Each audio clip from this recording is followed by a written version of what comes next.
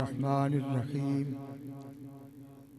अल्हम्दुलिल्लाहि रब्बिल आलमीन वस्सलातु वस्सलामु अला सय्यिदिल अंबिया'i वल मुरसलीन रऊफिना व रहीमिना व करीमिना व शफीना महबूबिना व महबूब रब्बिल आलमीन व अला आलिहि तय्यबीन अत्ताहिरीन व जमीइ अस्हाबिहिल मुकर्रमीन अल मुशर्रफीन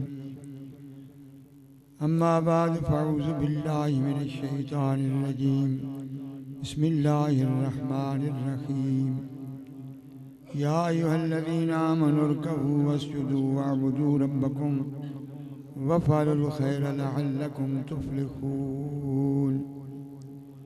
सदक़ल्लाहुल अज़ीम व सदक़ रसूलुहुन नबियुल करीम। इन्नल्लाह व मलाइकतहु युसल्लूना अलन नबी या अय्युहल्लज़ीना आमनू सल्लू अलैहि व सल्लिमू तस्लीमा।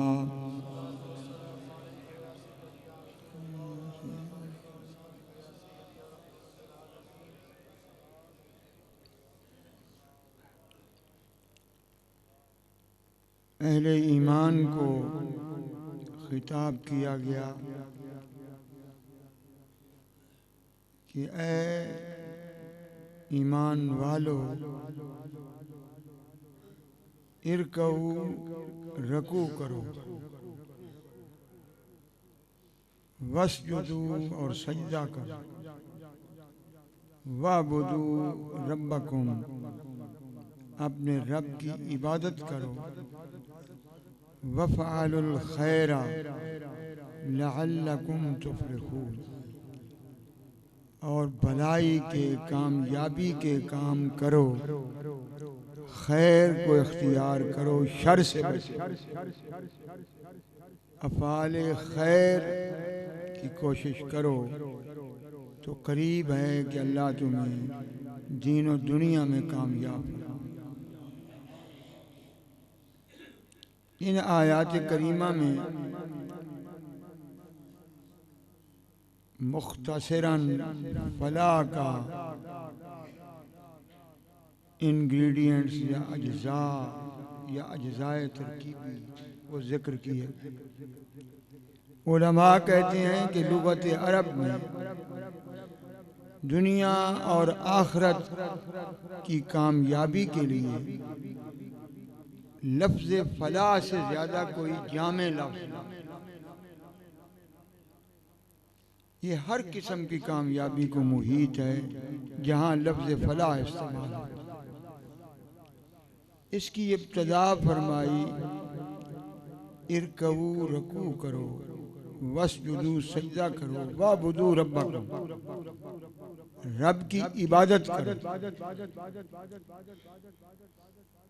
तो इबादत में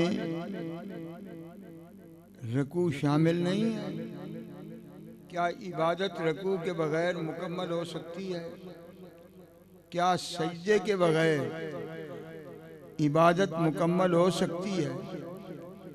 तो फिर इसकी क्या हिकमत है कि पहले रकू का जिक्र किया, सजदे का जिक्र किया, फिर अपनी इबादत का जिक्र, वाबुदू रब्बकुम अपने परवरदिगार की इबादत करो, बंदगी करो। तो इसमें एक चीज तो वाज़े होकर हमारे सामने आ गई कि अगर कोई नफ्स परस्त जो लोगों को गुमराह कर रहे हैं वो ये कहे कि जी इबादत दिल की जिक्र का नाम है तो बैठकर अल्लाह अल्लाह कर लेना इबादत के लिए काफ़ी है, दिल साफ है तो इबादत हो गई, दिल साफ नहीं तो इबादत नहीं हुई।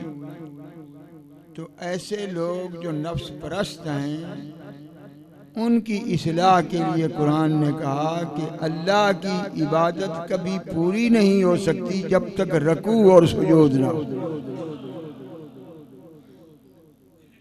बहुत से ऐसे पीराने उज़ाम भी आपको मिलेंगे जो नमाज नहीं पढ़ते, कहते हैं कि हमारा दिल साफ हो गया।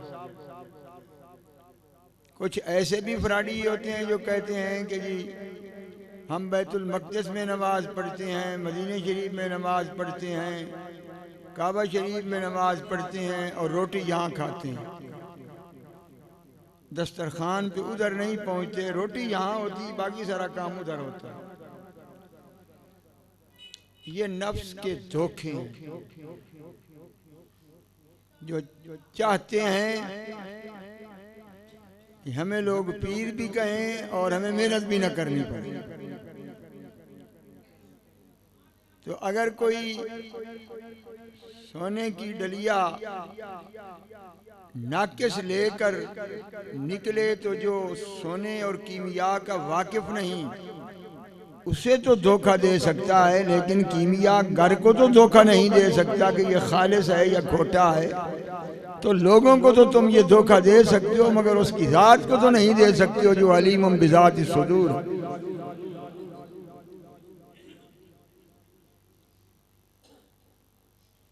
याद रखें, मरते दम तक याद रखें, कोई शख्स जितना ज़हीन हो, अक्लमंद हो, प्लानिंग में A1 हो, जोड़ तोड़ में A1 हो, कुछ हो, वो कभी भी तरक्की नहीं पा सकता जब तक झुक कर रब के सामने न कहे सुभान रब्बियल आज़म।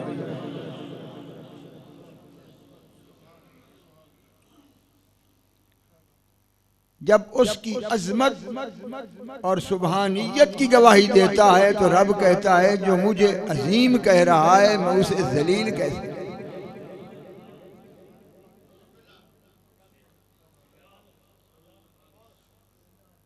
इतनी बड़ी जात जिस जैसा कोई सखी नहीं। कान अल्लाह शाकिरन अलीमा, फरमा कोई दुनिया में नहीं जो किसी के अमल को इतना कबूल करने वाला हो जितना मैं कबूल करता हूँ, और किसी को अपनी सना इतनी महबूब नहीं जितनी मुझे अपनी सना महबूब है। तो सना भी उसकी हो झुक कर सुभान रब्बियल अजीम कह रहा हो, और उसे सना महबूब भी हो, और फिर ये है कि सबसे बड़ा सखी हो तो वो एक झुकने पे कितना अता फरमा देगा। फला तालमु नफ्सुन मा उख्फिय लहुम मिन कुर्रति आयुन जज़ाअन बिमा कानू यामलून। फरमा दुनिया में किसी जान को कोई पता नहीं कि उसके हसीन अमल के बदले मैंने उसकी आंखों की ठंडक के लिए क्या कुछ तैयार कर रखा है।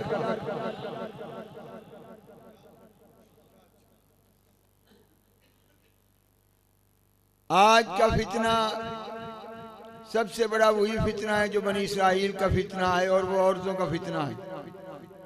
घुस गई दफ्तरों में भी, हमारी असम्बलियों में भी, हर जगह बर्बाद करने के लिए मर्दों के साथ गैर महरम औरतें। किसी कौम की तबाही और बर्बादी की ये सबसे बड़ी घंटी है कि ये कौम अब तबाह होने वाली है। सैयद आलम सल्लल्लाहु अलैहि वसल्लम की जिंदगी का निजाम बेहतर है या तेरी 14वीं सदी का बुसरी निजाम बेहतर है? कोई सहाबिया बगैर पर्दे के बगैर जरूरत के घर से नहीं निकले, तो क्या उनको कुछ नहीं मिला? तुमसे तो अपने मुल्क का दिफा नहीं हो रहा, और साहबा ने तो हस्पानिया तक सरहदें हिला के रख दी, न सहरा छोड़े और न जंगल छोड़े न दरिया छोड़े। चीर कर नबी का कलमा 28 लाख मुरब्बा मील पे पहुंच गया। तुम तो जनानी हो और तुमसे अपना मुल्क नहीं संभाला जा रहा।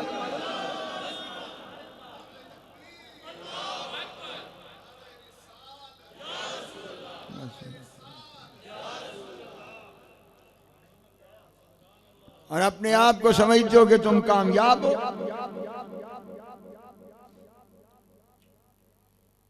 जहां औरतों की ख्वाहिशात को पूरे करने वाले मर्द हूं, बदतरीन हैं वो उन औरतों से। अर्रिजालु क़व्वामून अलन्निसाए बिमा फ़द्दलल्लाहु बादहुम अला बाद। फरमा हमने मर्दों को औरतों के ऊपर निगरान बनाया है और हमें उन्हें औरतों पे फजीलत दी है। ये फजीलत किसी और वजह से नहीं है, हमने खिलकत के लिहाज से फजीलत दी है जो हमारी अता है।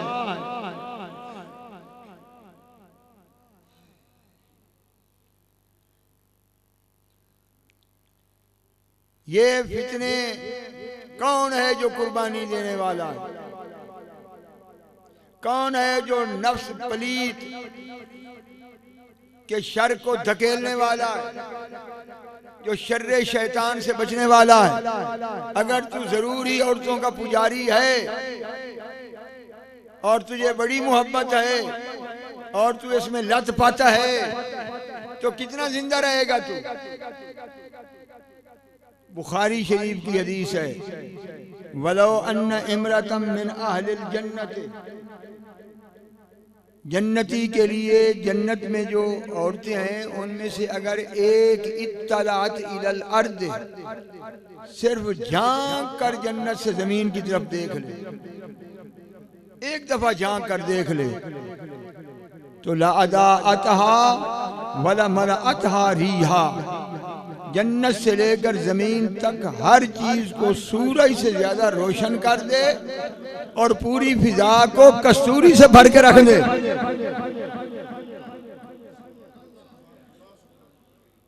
ये तो गुलामी मुस्तफा की एक है जज़ा। तू ही नादा चंद कलियों पर के नाद कर गया, वरना गुलशन में इलाजे तंगी दामा भी है।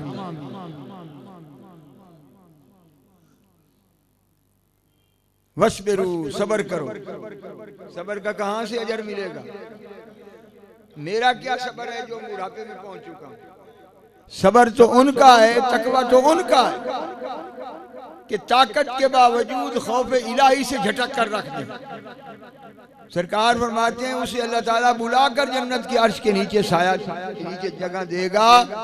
जिसको किसी साहिब जमाल औरत ने बुराई की दावत दी तो उसने कहा इन्नी यखाफुल्लाह, मैं रब से डरता हूं, वो देख रहा।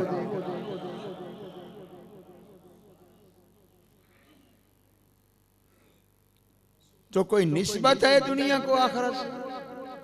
या अय्युहल्लज़ीना आमनू ला तगुर्रन्नकुमुल हयातुद दुनिया वला यगुर्रन्नकुम बिल्लाहिल गुरूर। ऐ ईमान वालों, कहीं दुनिया तुम्हें धोखे में न डाल दे और शैतान लईन तुम्हें धोखे में न डाल दे। बित्तकुद दुनिया, बचना, कहीं इसी पे इक्तफा करके अपनी आखिरत को न भूल जाना। ये खेल तमाशा है। वइन्न दारल आखिरत लहियल हयावान, अगर जिंदगी चाहते हो तो आखिरत की जिंदगी है।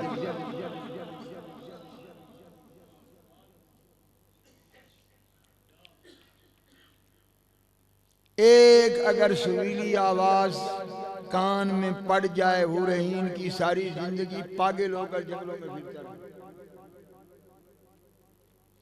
कितनी उसके अंदर लज्जत है। और उन्होंने इस्तिकबाल करना है अहले जन्नत का। और इस्तिकबाल में सरकार ने वो शेर भी लिखे, अंतुम खालिदून व नहनु खालिदातुन फहय्याकुम फहय्याकुम, मुबारक हो तुम्हें, खुश आमदेद कि तुम भी हमेशा रहोगे, हम भी हमेशा रहेंगे। ये दुनिया के प्रोटोकॉल धोखा जो इनकी चस में पड़ गया, लज्जत में पड़ गया, उसे क्या खबर कि आखिरत का इस्तिकबाल क्या है। ये हैं मर्ज़ें, बीमारियां जो दिल को चाट रही हैं। दिल बड़ी चीज है।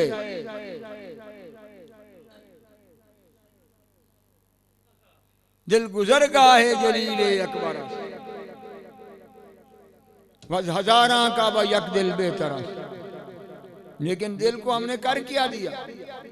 इमाम गजाली इहयाउल उलूम में फरमाते हैं, जल्द चहारम बाबुल उन्स वल महब्बा, आप फरमाते हैं कि एक अल्लाह के वली के सामने एक शख्स आया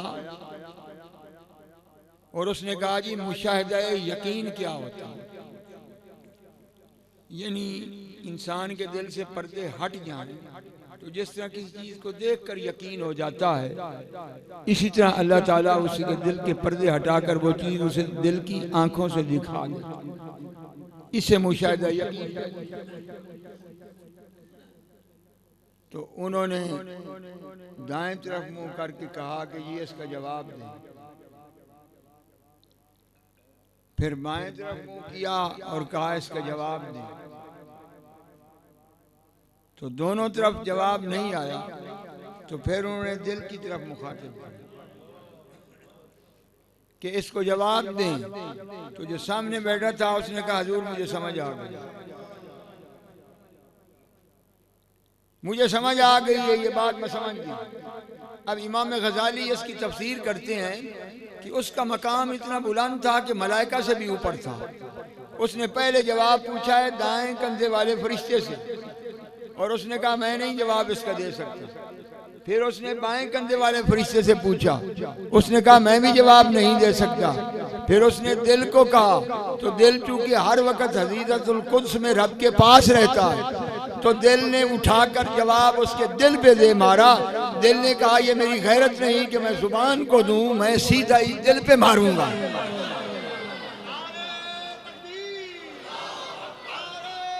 बस कोई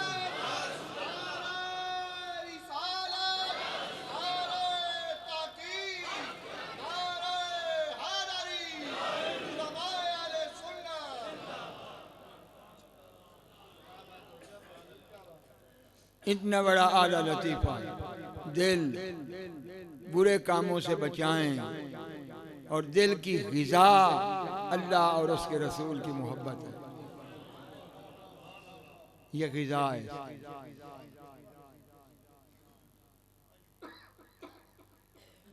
जब उस ने हन्नाना की जगह मिंबर बन गया, और अनस इब्न मालिक कहते हैं जुमे का दिन था, तो सरकार मिंबर पे बैठे तो 6 गज की टोटल मस्जिद नबी की अर्ज था तकरीबन, तो दूर नहीं था वो उस ने हन्नाना।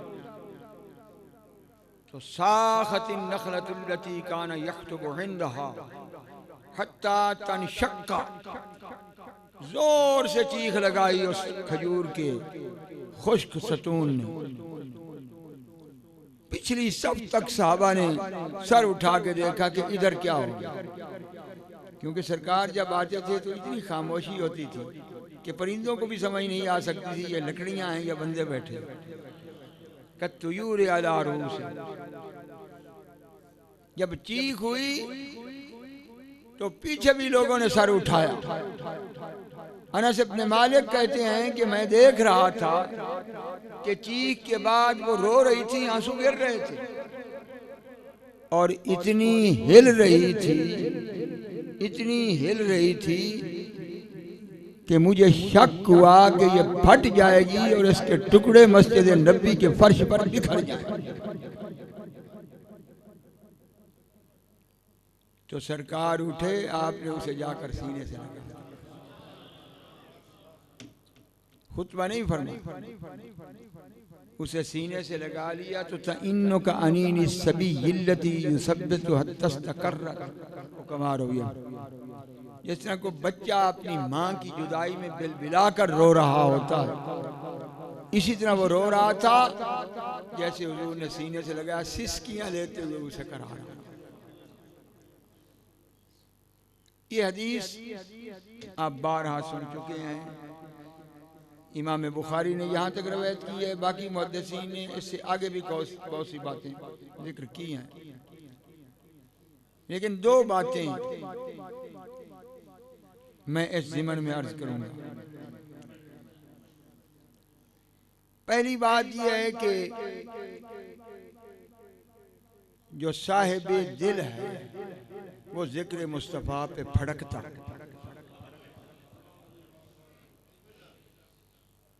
जो मुर्दा दिल है वो नहीं फड़कता। इसलिए चिश्तियों को कुछ न कहा करो,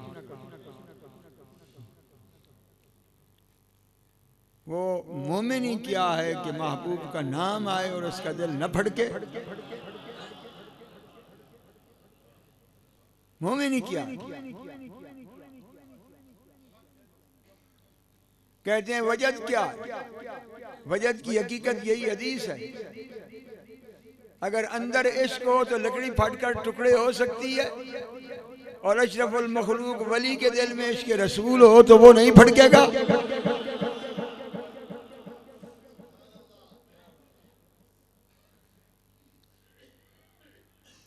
और दूसरी बात यह है कि फटकती तो वो चीज है जिसमें रूह हो, वो तो नबातात है, और अब ये नबातात भी नहीं है, ये खुश्क हो चुकी है, सतून है, इसमें पत्ते भी नहीं है, बिल्कुल जमादात की सूरत में है। और उसने चीख लगाई,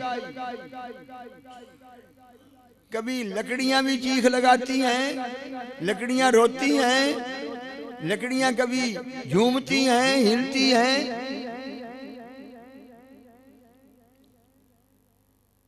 तो जिन्होंने अपनी आंखों से उन लकड़ियों को इश्क रसूल में फड़कते देखा है, उन्हें किसी से इश्क का मजमून सीखने की जरूरत क्या थी?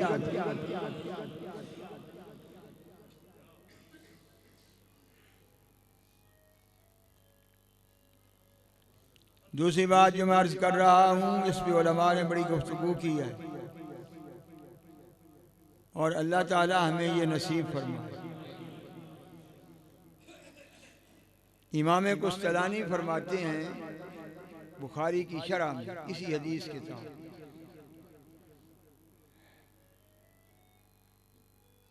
कुस्तलानी से मुझे ज़्यादा मोहब्बत है कि बुखारी की शरह इन्होंने लिखी हैं, उनमें कुस्तलानी के यहाँ इश्क ज़्यादा पाया जाता है। तो इमाम अहमद कुस्तलानी कहते हैं कि जिंदा तो वो होता है जिसमें रूह है, तो जिसमें रूह ही नहीं है वो कैसे फड़क रहा? उसमें कैसे हरकत आ रही है, चीख रहा है, हालांकि देखना सुनना जीरू का काम है। अल हयात हुवा कैफियतुन मुहय्यतुन लिस्सम वल बसर, हयात और जिंदगी इस कैफियत का नाम है कि जिसमें हम उसको जी हयात कहेंगे जो सुन भी रहा हो, देख भी रहा। उसमें न आंख है न कान है, न उसमें रूह है, वो सुन भी रहा है, हजूर को देख भी रहा है और रो भी रहा। तो इमाम कुस्तलानी कहते हैं कि उस्तो ने हन्नाना हमें हयात का फलसफा समझा गया कि जिंदा कौन है और मुर्दा कौन है।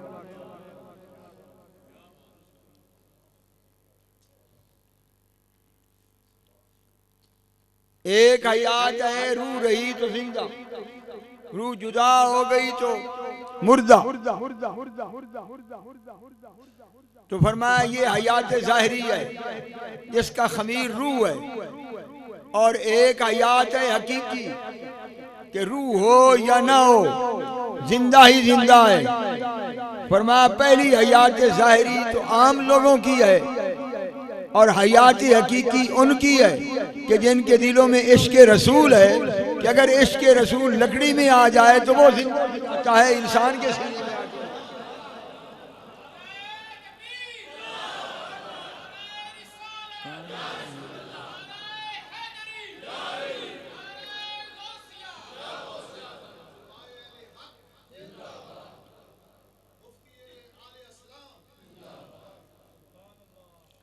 लकड़ी जिंदा हो सकती है, उसमें कोई रूह है? बताएं ना क्या चीज है जिसने उसे हयात बख्शी है? बताएं कौन सा आंसर है जिसने उसे हयात बख्शी है? और ये मुतवातर हदीस है। मुतवातर वो होती है जिसको पूरे मजमे ने देखा, और ये इतनी पक्की होती जैसे कुरान की आयत। हदीस मुतवातिर का मकाम आयत कुरानी के बराबर होती है अपने पुख्ता होने में, और ये हदीस मुतवातिर है। उसमें तो रूह नहीं, कैसे भड़की, आंसू कैसे आए। ये शौकत जांबल भा मद तमामी, ऐसे तो नहीं जामी कर कि ये शौकत जांबल मद तमामी, फुकुम कुम या हबीबी कम तनामी। या रसूलल्लाह आपकी जुदाई में मेरी जान मुंह को आ रही है, आप कब तक हमें तड़पाते रहेंगे। न आखिर रहमतुल लिल आलमीनी, जे महजूरा चेरा गाफिल नशीनी।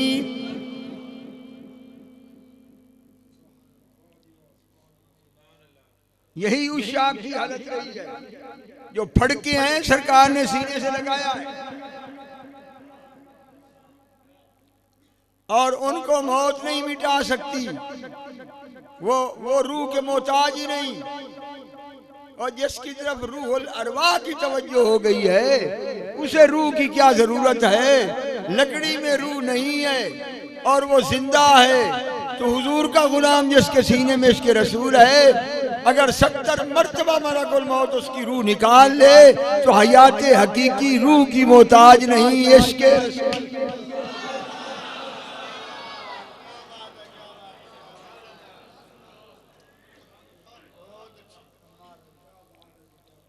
जे रहमत कुन बहाले जार या रसूल अल्लाह, गरीबम बेनवायम खाक सारम या रसूल अल्लाह।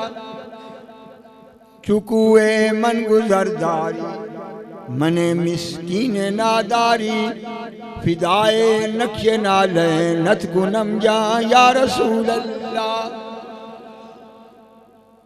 अगर आप मेरी गली में आए तो मैं आपके नालैन अकदस के हर मट्टी पे लगने वाले नक्श को चूमता रहूं।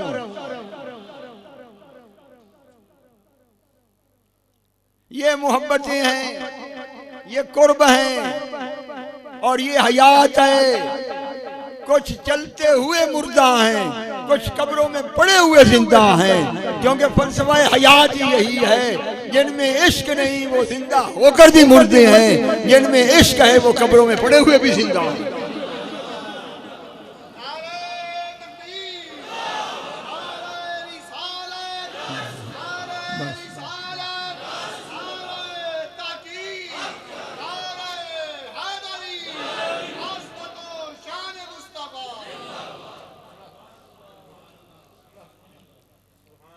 यह फलसफा हयात।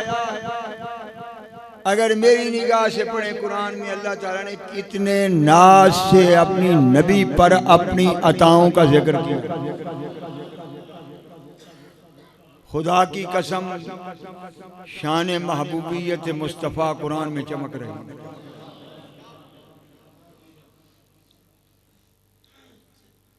हर जगह चमक रहा है। बड़े अफसोस की बात है जैसे कुरान से नबी पाक की अज़मत नज़र फला व रब्बिक ला युमिनून हत्ता युहक्किमूका फीमा शजरा बैनहुम। तेरे रब की कसम है मुहम्मद रसूल,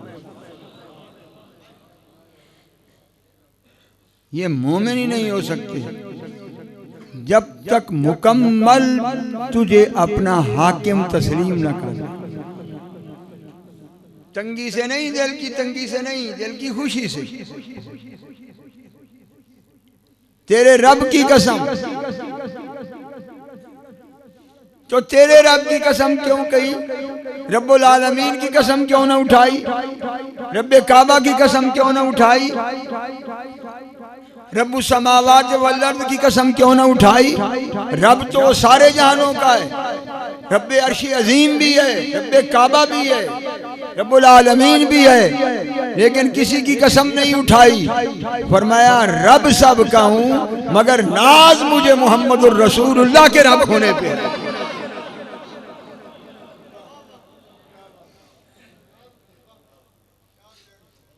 अल्लाह ताला सलामत रखे, खैर होवे खैर।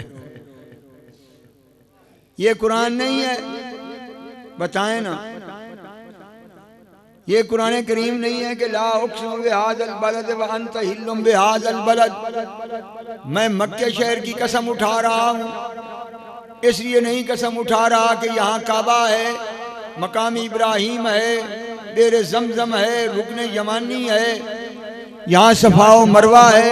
फरमाया मुझे इनकी कोई ज़रूरत नहीं है, मैं सिर्फ इसलिए कसम उठा रहा हूँ कि शहर की गलियों में तेरे कदम लग रहे हैं।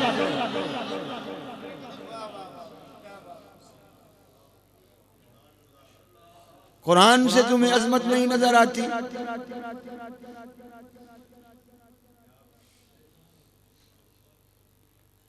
अगर इसलिए काबा की शान है कि हुजूर वहां है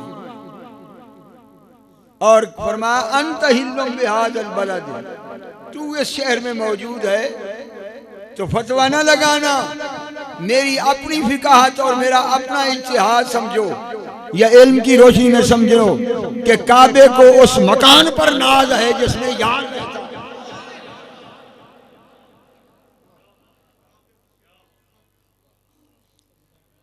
क्योंकि शर्फ जमीन को नबी पाक के नाले ने, इसीलिए तो अल्लाह ताला ने फरमाया कि आप जोड़े समेत आए।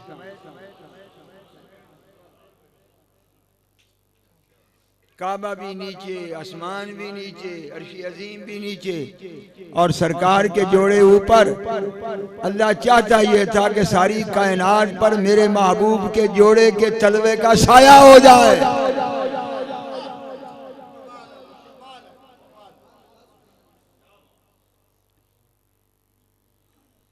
तो माई हलीमा की क्या शान है जिसके घर में कदम लगे?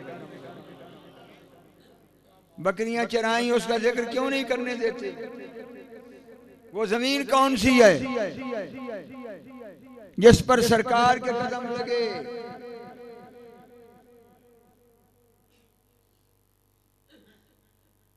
कुर्बान जावा उन्ना थावा तू, उन्ना थावा ते उन्ना रावा तू, जिथे बकरियां यार चराइया ने, जिथे तलियां यार ने लाइया ने।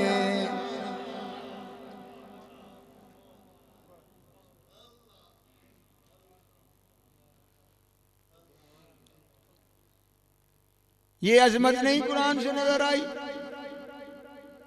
इमाम आजम फरमाते हैं जब तक हुजूर काबा में थे, काबा पूरी जमीन व आसमान से अफजल था, मक्का अफजल था शहर।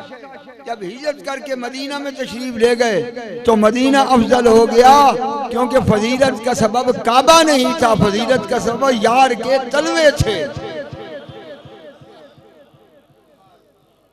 हुजूर खैर, इसलिए वो महबूब मक्के में हो तो मक्का अफजल, वो महबूब मदीने में हो तो मदीना अफजल।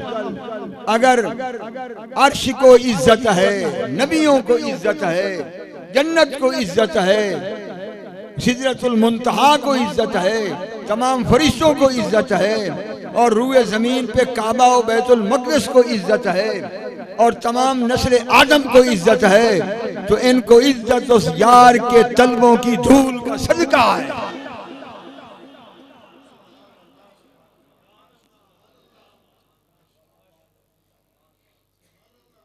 ये कुरान है। कुछ हो तो अजमत मुस्तफ़ा को समझो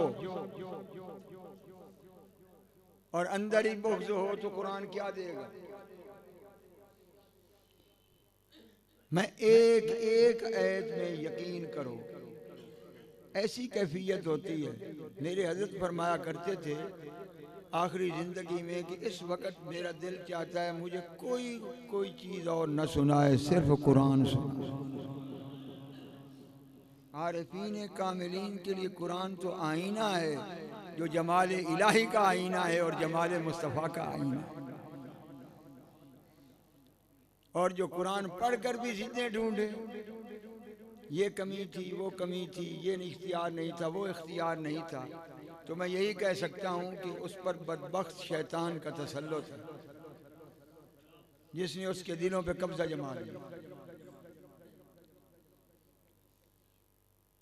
व अंज़लल्लाहु अलैकल किताब वल हिकमा, ऐ महबूब हमने तुझ पर कुरान व हदीस नाजिल की, वअल्लमक मा लम तकुन तालम, और वो तमाम उलूम तुझे हमने सिखा दिए जो तू नहीं जानता था।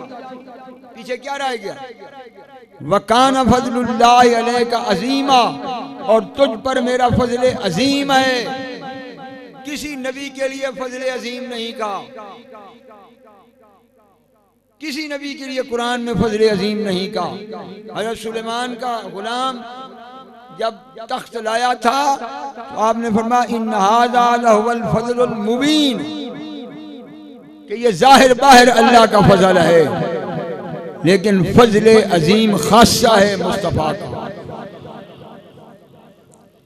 और हज़रत अलीउल मुर्तज़ा कर्रमल्लाहु वजहुल करीम फरमाते हैं कि जब दुनिया की नेमतें गिनी नहीं जा सकती, इन तउद्दू नेमतल्लाहि ला तुहसूहा, अगर शुमार करो तो तुम शुमार नहीं कर सकते। कुरान इन दुनिया की सारी नेमतों के मुतल्लिक फरमाता है कुल मताउद दुनिया कलील, कि ये सारा साजो सामान दुनिया का कलील है। तो हजरत शेर खुदा ने हजरत बिलाल हबशी को कहा कि तू रब के कलील को गिन नहीं सकता और नबी पर रब का जो फजल अजीम है वो मुझसे गिनवाना चाहता है। जब कलील रब की जो कलील है उसकी ये शान है, तो काना फजलुल्लाह अलैका अजीमा, जिस पर रब का फजल अजीम है तो उसकी क्या शान होगी और क्या मकाम होगा। अल्लाह ताला करम फरमाए, अल्लाह ताला मोहब्बत दे। मांगे मांगे मांगे, अगर नहीं है तो मांगे, सजदे में पढ़ के मांगे, रो कर मांगे। यकीन करो जिस पे सबसे ज्यादा राजी होता है उसे अपने प्यारों की मोहब्बत दे दो। ये दुनिया में अलामत है, ये उसकी तकसीम का सबसे बड़ा इनाम है। नेक पाक अंदर आ जाए तो बंदा पलीत कैसे रह सकता? दरिया में छलांग लगाए तो नापाक रहे। हज़रत ख्वाजा हसन बसी कहते हैं जब वो कहता है अल्लाहुम्मा सल्ली अला मुहम्मद, तो वो अल्लाह के बहर रहमत में गोता लगाता है। जब हुजूर का नाम लेता है तो सरकार के रहमत के समुंदर में गोता लगाता है। जब आल का जिक्र करता है तो हुजूर की आल के समुंदर के अंदर गोता लगाता है। फिर खलीलुल्लाह के ऊपर जो रहमतें हैं उनमें गोता लगाता है। तो फरमाते हैं जो इतने रहमत के समुद्रों में गोता लगा के निकले वो आप भी नापाक रह सकता है। जो मोहब्बत से अस्सलातु वस्सलामु अलैका या रसूल अल्लाह पढ़ने वाला है वो कभी मुशरिक नहीं हो सकता, मुनाफिक नहीं हो सकता, खारजी नहीं हो सकता, बेईमान नहीं हो सकता। ये दरूद घेरा बनकर उसे बचाता है, यहाँ भी बचाता है, कब्र व हशर में भी बचाता है।